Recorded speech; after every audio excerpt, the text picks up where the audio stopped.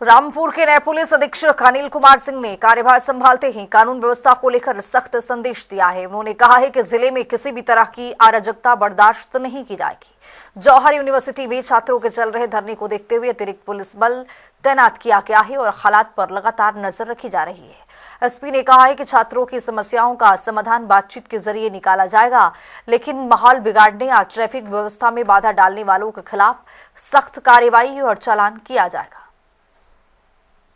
प्रथम हम लोगों की प्राथमिकता वर्तमान में जुलाई अगस्त महीने में तो कांवड़ यात्रा, श्रावण मास और जो त्योहार हैं उसी में 15 अगस्त भी है, उसी में रक्षाबंधन भी है, चेहल्लुम भी है, कई तरह के उसको है। उस पर हम लोगों के पूर्व में ही जो हमारे यहाँ के पुलिस ऑफिसर्स लोगों की टीम है बहुत अच्छी तैयारी कर चुके हैं।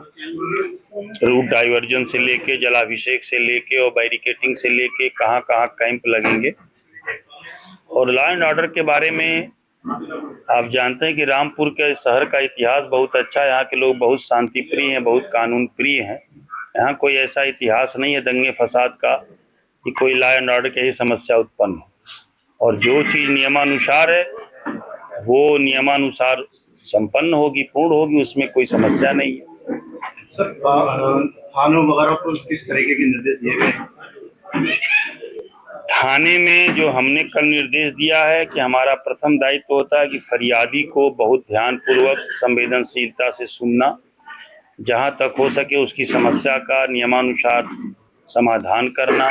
समाजवादी पार्टी के वरिष्ठ नेता मोहम्मद आजम खान का ड्रीम प्रोजेक्ट पर जिस तरीके के खतरे के बादल मंडरा रहे हैं, उसी को लेकर के आरडीए विभाग ने जिस तरीके से 38 भवनों पर कार्रवाई करने की जो चेतावनी दी है और आदेश करा गया है, उसको लेकर के जो अंदर छात्र पढ़ने वाले थे उन्होंने अनिश्चितकालीन धरना किया है।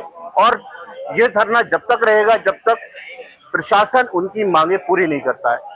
उनसे जानते हैं कि किस तरीके की उनकी मांगे हैं और किस तरीके से प्रशासन के खिलाफ कार्रवाई करी गई है। प्रशासन क्या कार्रवाई कर रहा है इसको लेकर के हम उनसे उनकी मांगे जानते हैं। क्या नाम है आपका? मेरा नाम उस्मान अली है। अच्छा उस्मान भाई, ये आप यहाँ के छात्र हैं? जी, मैं पूर्व छात्र हूँ। अच्छा, किस तरीके से प्रशासन लगातार कार्रवाई कर रहा है, क्या वजह रही है कि आप यहाँ अनशन पर बैठे? देखिए, प्रशासन लगातार कार्रवाई जो कर रहा है वो हर साल यही होता है कि जब यूनिवर्सिटी बच्चे जब एडमिशन लेते हैं तभी ये सारी चीजें होती हैं। बाद में ये कहता है प्रशासन कि अभी हमारे पास कागज कंप्लीट नहीं है और इसको हम रद्द कर रहे हैं। आप जो छात्र अभी पढ़ रहे हैं, यहाँ काउंसलिंग के लिए भी लगाया गया था, क्या वजह है कि जो काउंसलिंग कराई जा रही है? जी, काउंसलिंग कराने की तो कोई वजह नहीं है। काउंसलिंग कराने की वजह क्या है? छात्र तो पढ़ाई तो ऑलरेडी चली रही थी ना, जैसे चल रही थी वैसे चल रही थी पढ़ाई, उसमें तो कोई बाधा नहीं आ रही थी ना। बाधा तो ये प्रशासन तब करता है जब बच्चे एडमिशन लेने को आते हैं, उनको डराया जाता है कि यहाँ ये हो रहा वो हो रहा, तमाम बच्चे डर जाते हैं तो बच्चे एडमिशन ना लें, वो बच्चे भाग जाते हैं। सारी चीजें ये मतलब बच्चों माइंड डिवाइड किया जाता है इस तरीके से। अच्छा, हमारे साथ और भी छात्र हैं, उनसे पूछते हैं कि क्या वजह है जो यहाँ पर अनशन पर लगभग 3 दिन हो गए, 3 दिन से अनशन पर बैठे हैं और किस तरीके की मांगे होंगी। क्या नाम आपका? मेरा नाम अब्दुल वासिद है और मैं 3rd ईयर लॉ का स्टूडेंट हूँ। अच्छा अब्दुल वासिद भाई, जिस तरीके से यहाँ पर आप अनशन पर बैठे हैं, क्या वजह है?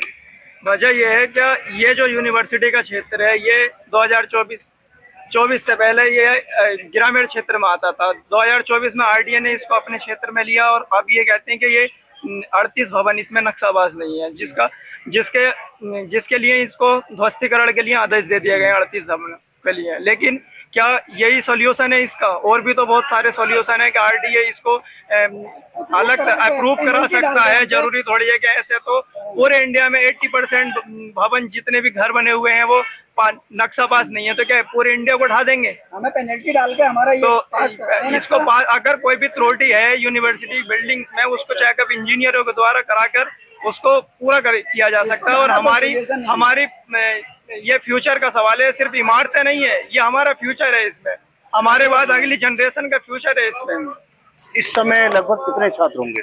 इसमें इस समय 3000 से 4000 छात्र हैं लगभग। और अगर नए एडमिशन है और वर्तमान में पूर्व स्टूडेंट्स है लगभग 12,000 स्टूडेंट, 10-12,000 स्टूडेंट्स का इसमें भविष्य का सवाल है। क्या लगता है, क्या आजम खान का ड्रीम प्रोजेक्ट है, इसको लेकर राजनीति हो रही है?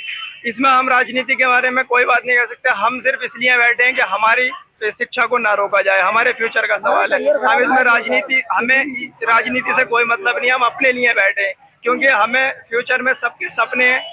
फ्यूचर में कुछ ना, किसी का IAS बनना, किसी का जज बनने का सपने के लेके बैठे हैं यहाँ पर। तो अगर ये यूनिवर्सिटी तोड़ दी जाएगी तो उनके सपनों को तोड़ दिया जाएगा। जो यहाँ पर काउंसलर बैठे थे वो ये कह रहे थे कि यूनिवर्सिटी को बंद करने का आदेश है और बच्चों को जो है काउंसलिंग करके कहीं और भेजा जाएगा, क्या ये सही था? वो काउंसलिंग वाले बंदे आए थे तो, लेकिन काउंसलिंग वाले बंदे भी तो वो थे क्या जिनके स्टूडेंट उनके खिलाफ खुद प्रदर्शन कर रहे हैं। वो हमारे फ्यूचर को, वो हमें क्या देंगे? हमें क्या शिफ्ट करेंगे? उनके पास वो अपनी हमें, जगह नहीं है। वो उनके पास अपनी जगह नहीं है और वो हमारी मुश्किल टाइम में साथ देने की बजाय मतलब शिक्षा के अगेंस्ट जा रहे हैं। वो हमारे फ्यूचर को क्या देखेंगे?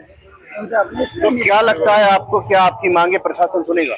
हमें उम्मीद है बिल्कुल सुनेगा। न्यायपालिका पे भरोसा है, प्रशासन पे हमें भरोसा है। हम इसीलिए बैठे हैं कि हमारे फ्यूचर के बारे में प्रशासन जरूर सुनेगा। देखा जा रहा है आपको काफी जगह से सहयोग मिल रहा है। आप मतलब सही पूछो तो पूरे उत्तर प्रदेश में इसकी कहीं ना कहीं हाहाकार मचा हुआ है कि यूनिवर्सिटी को ना तोड़ा जाए। सब शिक्षा के पक्ष में ही है, इसीलिए हमें समर्थन मिल रहा है। बाकी हमें राजनीति से या किसी से कोई मतलब नहीं है। बाकी यह है कि पढ़े लिखे हैं, सबको पता है कि भाई शिक्षा ही एक ऐसी चीज है जो देश को आगे बढ़ाया जा सकता है। जाहिर सी बात है, तो शिक्षा के सपोर्ट में लोग आ रहे हैं।